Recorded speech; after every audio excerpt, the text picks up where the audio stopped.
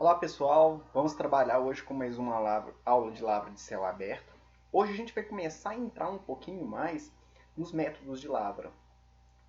O objetivo da aula de hoje é mostrar os principais métodos de lavra a céu aberto que existem e demonstrar a importância do porquê que nós fizemos aquele exercício de consideração geométrica, distância de parada, tudo isso está diretamente relacionado com a geometria dos métodos de lavra. Então isso vai ser extremamente importante para que a gente possa compreender e desenhar esses métodos de lavra a céu aberto.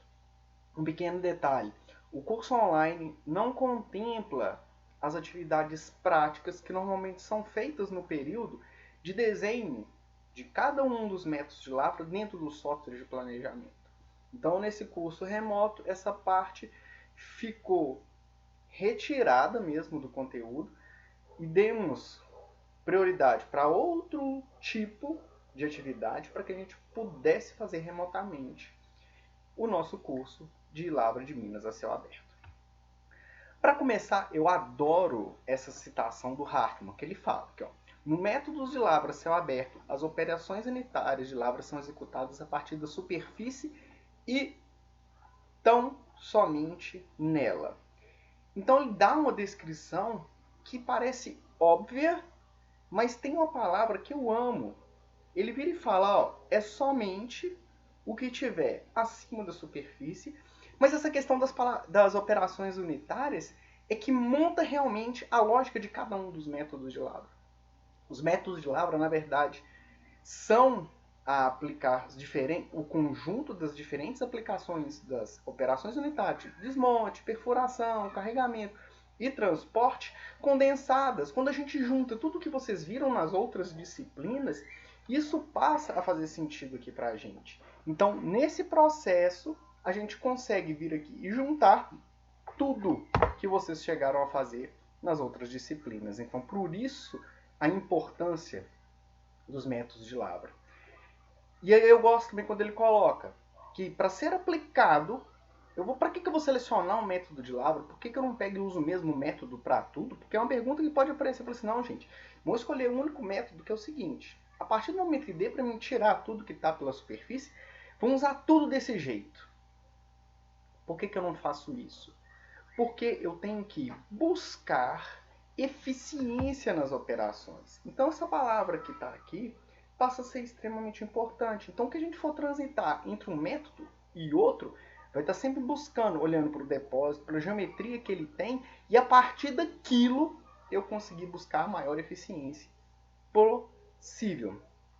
Só que, à medida que eu vou aprofundando, eu tenho um aumento de dificuldade de viabilizar pelos métodos que nós vamos estudar aqui nessa disciplina. Então, essa disciplina ela foca e vai muito bem nos métodos de lavra a céu aberto. Por quê? É a região onde é que ele é eficiente. E a eficiência a gente vai distribuir em duas coisas. A econômica, ou seja, tem que dar lucro, e operacional, para aquilo ali poder passar a funcionar.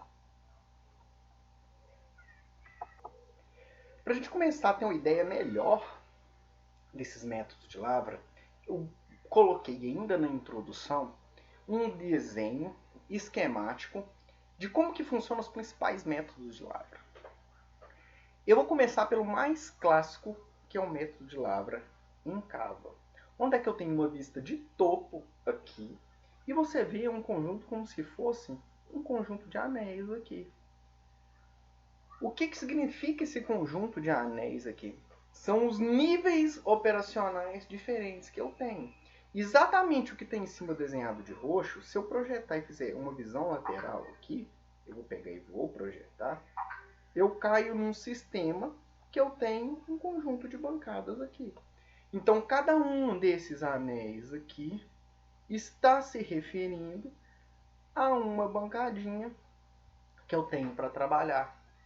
E essas bancadas, a largura disso tem relação com os equipamentos. A gente já viu, se tivesse acesso, como é que eu determinava a largura desse acesso. Agora, nessa parte aqui que a gente vai ver, sobre os métodos de lavra específicos, a gente vai ver, olha, se isso aqui for uma bancada operacional, como é que eu dimensiono isso aqui? vai depender do tipo de operação que a gente tem. Então essa largura aqui vai depender disso. Mas por que então, Felipe, que eu faço essa operação aqui? Que eu já estou te dizendo que você vai decorar. Toda vez que aparecer uma bacia entrando para dentro do solo, é o método de lavra encava. E eu tenho um outro método aqui, que está com a setinha aqui para cima, meio encosta, que eu estou ligando esse sistema de bacia, que é o sistema de lavra encava, para o sistema de lavra encosta. O que vai mudar é basicamente entre os dois a questão topográfica. Aqui nesse método, eu vejo que a topografia encaixa, agora que vem a palavra boa, o meu corpo mineral. Então, se o meu corpo mineral está completamente coberto, eu, dentro das condições operacionais que selecionam lavra em cava, dentro das condições operacionais que selecionam lavra em cava, se eu tiver uma fração só da minha cava, então considere como se eu estivesse numa colina aqui, eu tiver uma cava que parte dela fica disponível e acessível na topografia, se for as mesmas condições operacionais do lavra em cava, eu viro um método de lavra em encosta. Mas ele dura em encosta para sempre? Não, à medida que eu vou aprofundando, eu vou tendo a migração do método de lavra em encosta para o método de lavra em cava. Então é a transição natural. Eu tenho mudança de características? Sim, a gente vai ver, não na aula de hoje, mas que exista, saiba que exista. Então, encava, encaixado, encosta, parcialmente encaixado. Agora, mudando de método, quando a gente tem o corpo com outro tipo de comportamento, um comportamento parecido com esse aqui, tabular, vamos pensar. Se eu vier naquele sistema de lavra em cava, cujo o sistema de avanço é por batelada, ou seja, eu venho aqui, perfuro um conjunto, desmonto ele, venho com equipamento de carregamento, carrego os caminhões e vou passo a passo, o avanço aqui vai ser muito lento. Tem como eu fazer esse avanço ser muito mais rápido? Tem, e é o que a gente faz aqui no método de lavra em tiras. E aí vem a pergunta, poxa, já que ele é tão mais rápido, eficiente, lógico, quando você tem uma economia, tem uma escala maior, eu consigo produzir mais barato, por que que aqui no corpo, onde é que eu usei para lavra em cava e para lavra em encosta, eu não utilizei lavra em tiras? Porque o sistema de avanço que eu vou fazer aqui em tiras depende de um corpo de baixa competência. Porque eu não vou ter um processo muito intensivo de desmonte. Eu vou ter um processo basicamente de desmonte mecânico.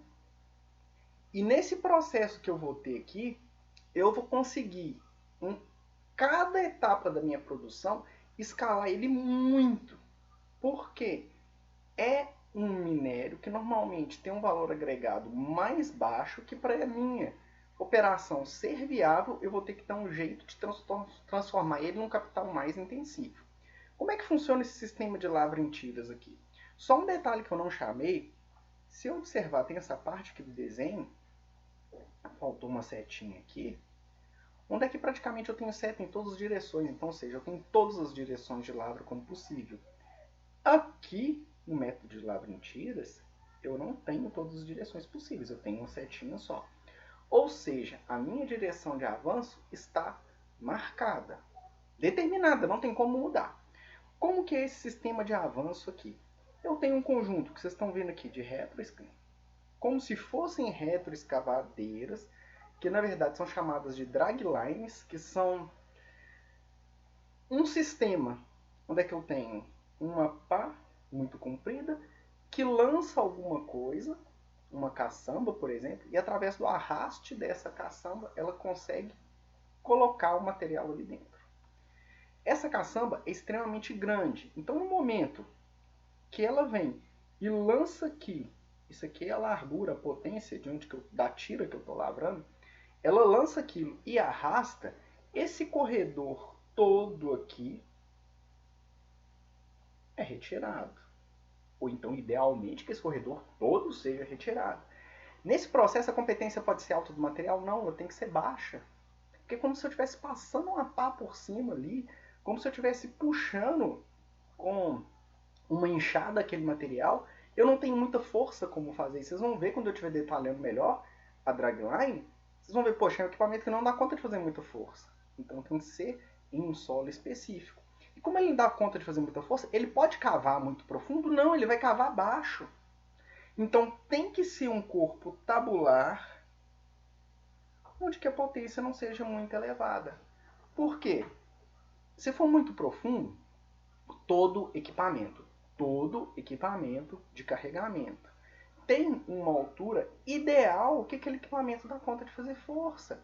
É a mesma coisa que se eu estivesse em cima de um estante tentando pegar algo perto do meu pé, é fácil. Agora, se eu estiver em pé tentando pegar alguma coisa que está no chão, lá embaixo, na altura que eu tenho da estante, provavelmente, fica muito difícil, a minha força fica menor. É a mesma coisa com equipamento. Então, nesse sistema de lavra em tiras, eu venho lavrando o equipamento, venho passo a passo aqui, tirando fatias.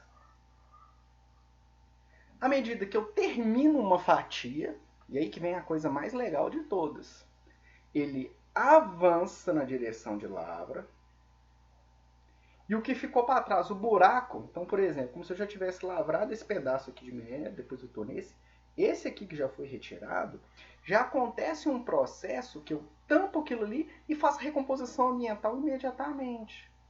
Então eu tenho esse sistema que eu avanço com a tira e o que fica para trás não volta e já é feita a recomposição ambiental ali.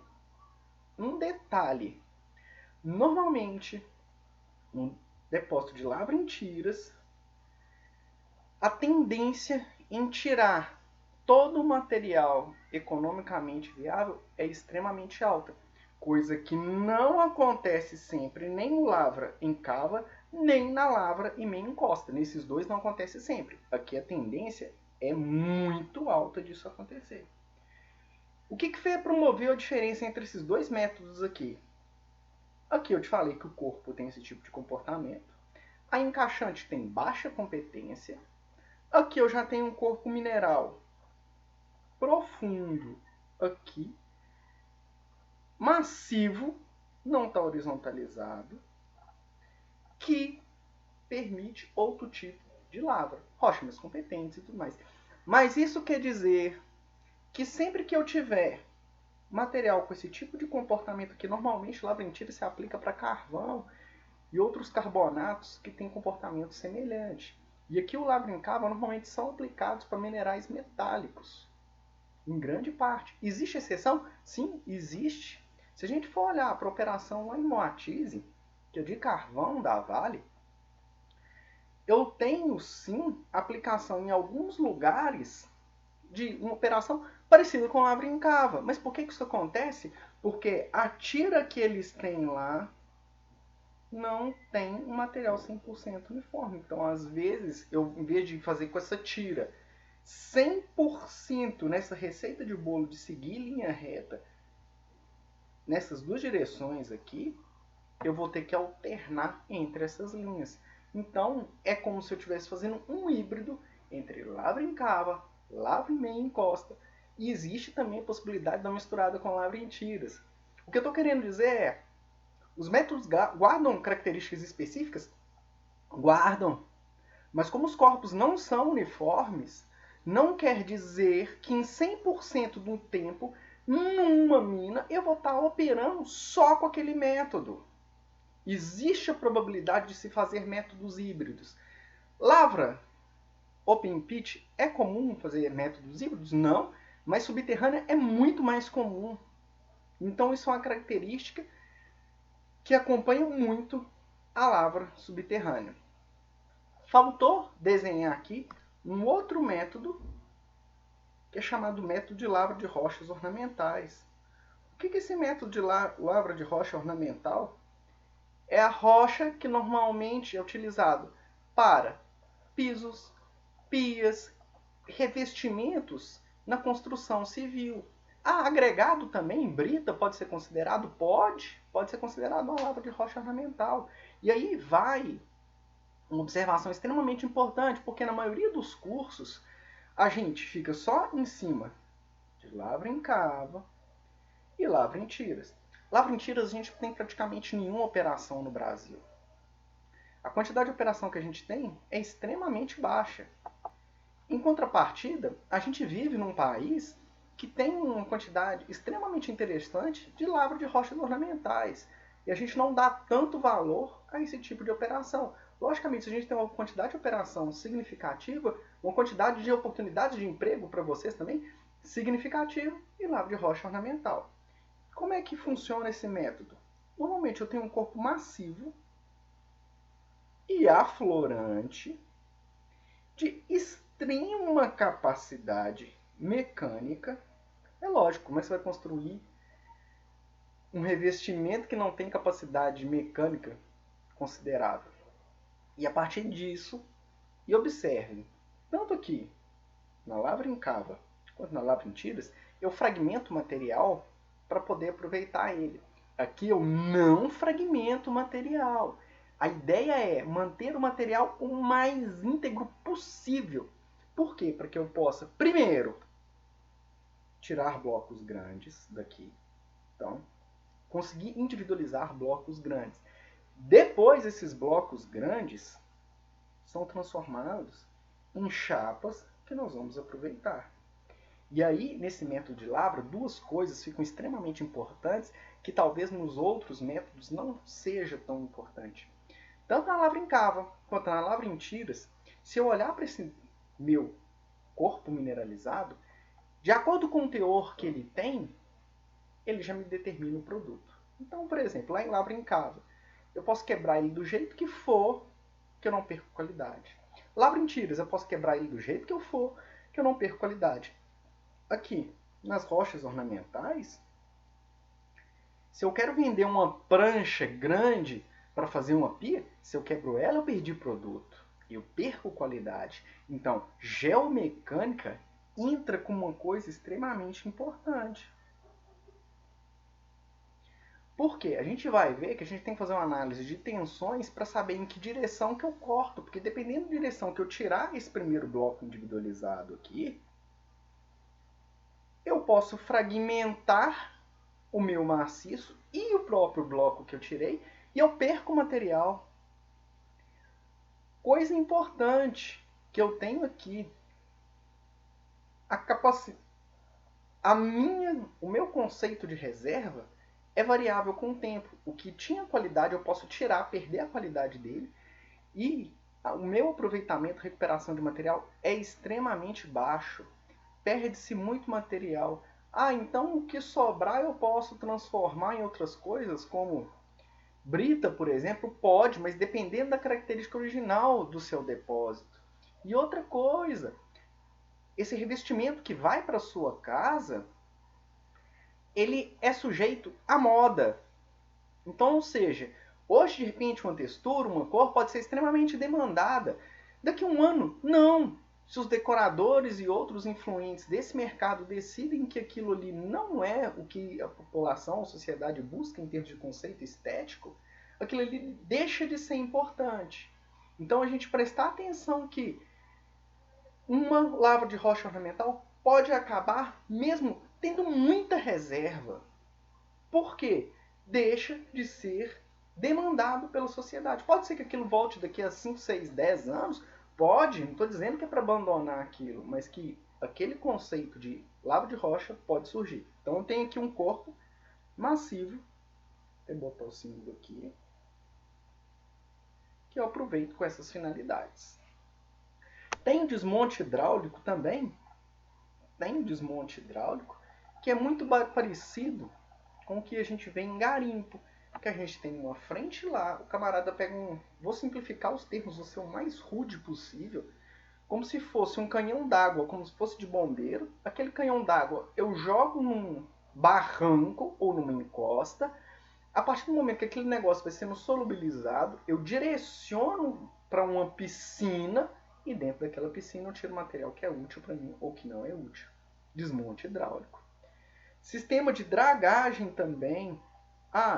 Eu tenho um leito de rio, onde é que o material inconsolidado, nos dois aqui eu tenho um material inconsolidado, normalmente sedimentar, onde eu desagrego ele com extrema facilidade. Aqui embaixo em dragagem como se fosse um aspirador, aqui como se fosse uma mangueira. E vai uma observação extremamente importante aqui, ó. Aqui ganha um asteriscozinho gigante. Até pouco tempo atrás, eu ia virar para vocês e falar assim, olha, isso aqui é um método praticamente inutilizado. Cai em desuso porque as operações estão melhorando em termos de qualidade, escala e tudo mais, e a gente não tem água para ficar gastando desse jeito. Só que eu vou fazer uma outra observação. A gente tem um depósito secundário, não sedimentar, vamos dizer assim, industrial, que foi criado e que nós temos que retomá-lo. Uma das propostas para retomar esse depósito artificial industrial, que são as barragens, são métodos de desmonte hidráulico com 50 mil considerações e limitações. Por quê? Esse processo de descomissionamento de barragem que virou um método de lavra, porque a gente aproveita, tem muito material de interesse ali. Por que tem muito material de interesse ali? Porque no início, quando essas barragens foram criadas, os métodos de beneficiamento eram menos eficientes do que eles são hoje. Então, partículas que podem ser aproveitadas hoje foram descartadas. Então, existe um material ali que, dependendo da qualidade do depósito, eu posso voltar, retomar aquele material e ainda tirar uma receita. Observação. A probabilidade dessas operações gerar um lucro não é extremamente elevada. Tem que ser analisado caso a caso. A maioria das operações vão dar prejuízo. Mas entra uma coisa extremamente importante. Não é mais questão econômica retomada de barragem. É uma exigência da sociedade e a gente deve fazer isso sim. Então, o método de desmonte hidráulico torna-se uma ferramenta, um aliado no processo de descomissionamento e lavra de barragens. Tranquilos? Então, o que era algo secundário se tornou primordial devido às necessidades que nós temos hoje.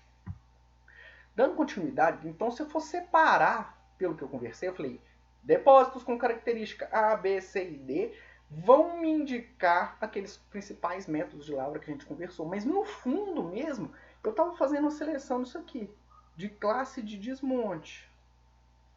Onde é que eu tenho um processo de desmonte mecânico, onde é que entrou lavra em cava, lavra em encosta, pedreira, lavra em tiras e outro que foi os processos de aluvião.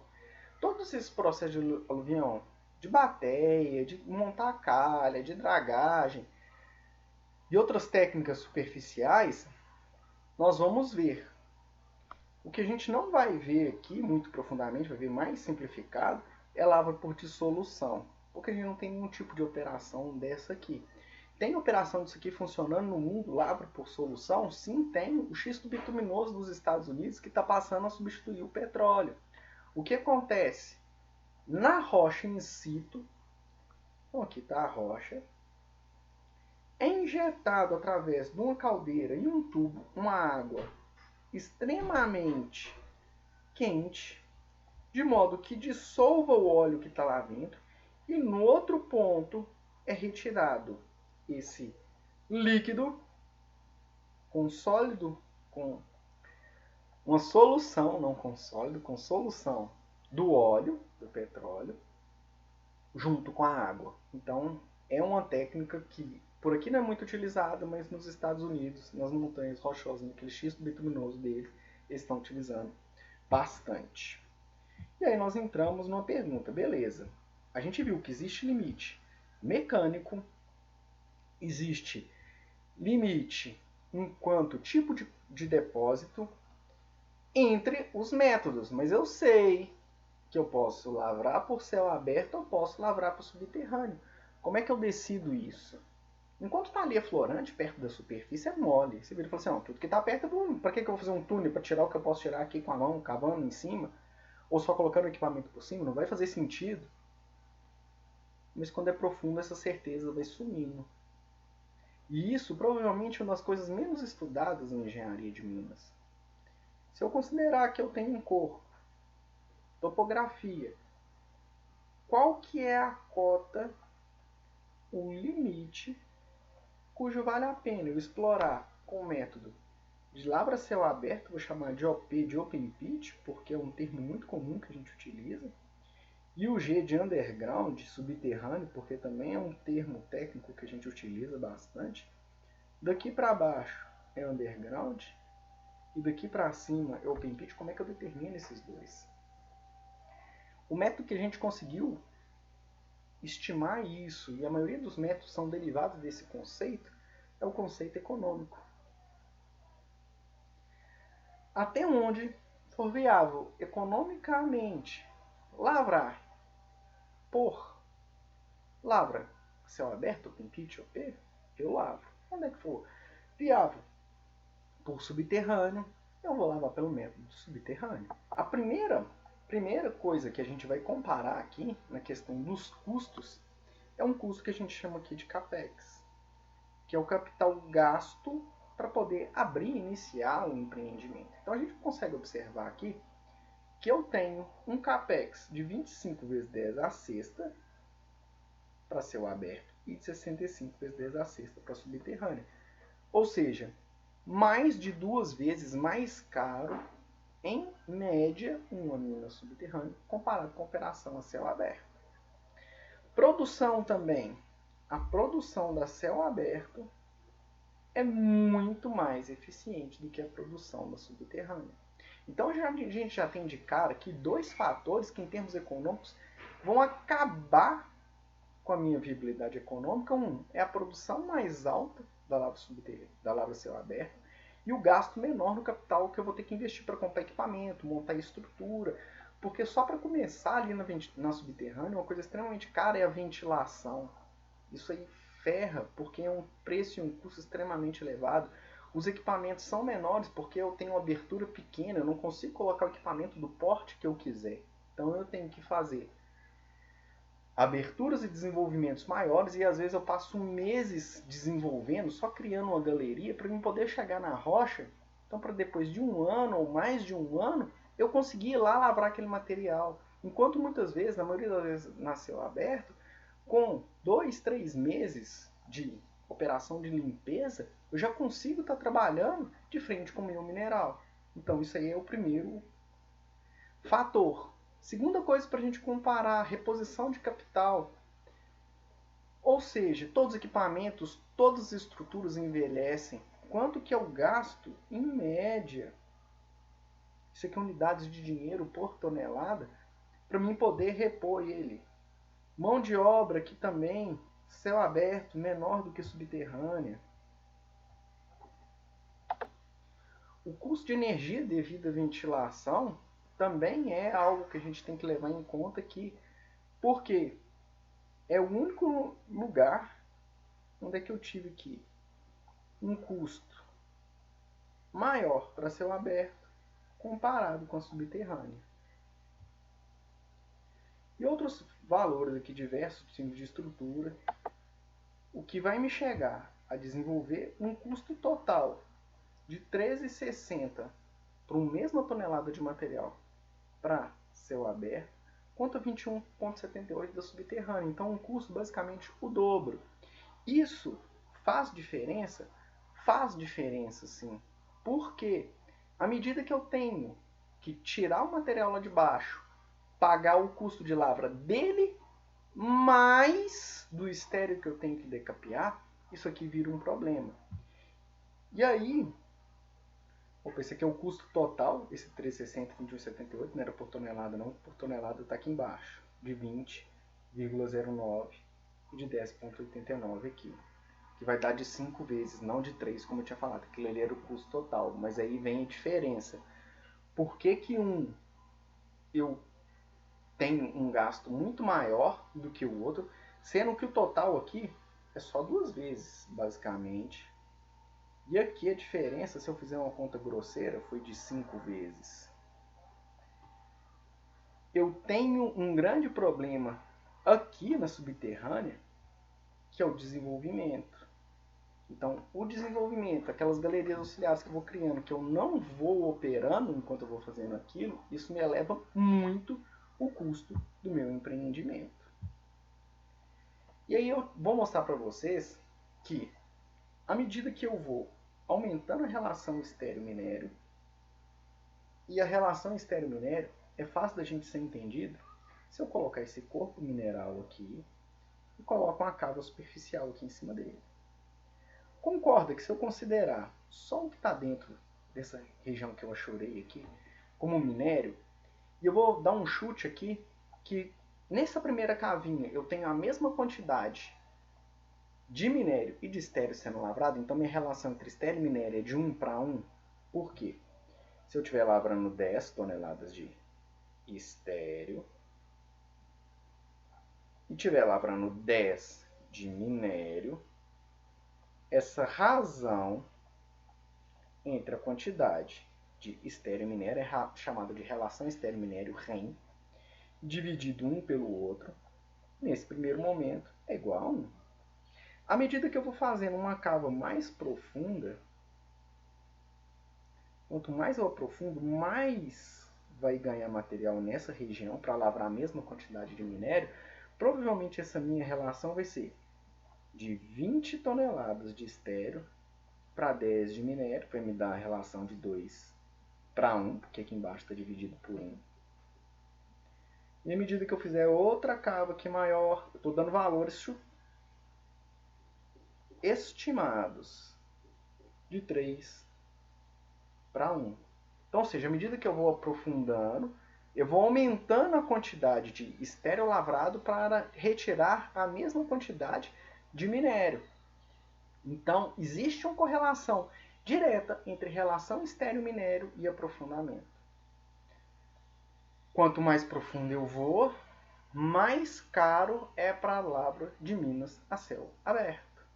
O que é representado nesse gráfico que eu tenho aqui. Aqui embaixo o eixo, relação estéreo-minério, aqui em cima, custo unitário. Por que fica mais caro eu retirar minério mais profundo pela mina a céu aberto? O caminhão não vai ter que fazer cada vez uma volta maior. Cada vez mais o tempo de ciclo dele é maior, ou seja, a produtividade horária dele é menor e, consequentemente, se a produção dele horária é menor, a retroescavadeira vai ser menor. De todos os outros equipamentos, a produção vai decrescer, ou seja, eu vou ter muito tempo ocioso, isso torna a operação caro. Então, tem isso aqui mostrado nesse gráfico. E eu posso ver que eu tenho um aumento desse custo de acordo com a minha relação estéreo-minério. Tem sentido isso? Tem, porque eu vou vir aqui e vou escrever o seguinte. Vamos colocar aqui custo de lavra, só que é open pit. OP aqui. Vamos considerar que eu lavro duas coisas. Minério. E aqui eu também vou lavrar. Tem um custo associado de estéreo. Só que existem operações que, para mim lavrar uma fração de minério, eu tenho que vir aqui lavrar 2 de estéreo. Qual tipo de operação que é essa? Nesse caso aqui, que é relação estéreo-minério de 2 para 1. Por quê? Para lavar uma fração de minério, tem que lavrar 2 de estéreo. Então, essa conta, do jeito que ela está, ela não serve. Então, eu vou ter que voltar aqui e reescrever que o custo de open pit é igual minério mais estéreo vezes relação estéreo-minério. Ótimo! Então eu já tenho uma relação. Só que o ponto de transição entre céu aberto e subterrâneo não é quando o custo de lavra da open pit é igual ao custo de lavra da subterrânea. Então eu vou pegar aqui embaixo, igualar isso aqui ao custo da subterrânea. Quando eu fiz isso, eu posso isolar a minha relação estéreo-minério, que eu caio nessa equaçãozinha que está aqui. E aí eu fico que custo da lavra subterrânea menos o custo da lavra de céu aberto dividido pelo custo da lavra de estéreo me determina esse ponto de equilíbrio entre transição de céu aberto e subterrânea. Uma coisa extremamente importante que está aqui, que eu não chamei muita atenção de vocês, é o seguinte. À medida que foi aumentando a relação estéreo-minério, o meu custo unitário de céu aberto aumentou e o meu subterrâneo ficou praticamente constante.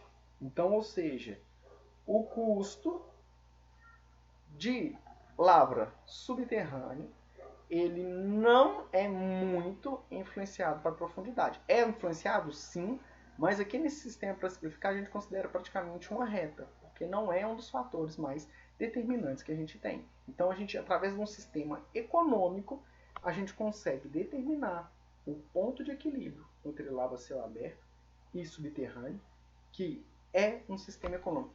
Existem outros métodos mais elegantes que esse para a determinação do limite entre cavalo de céu aberto e subterrâneo?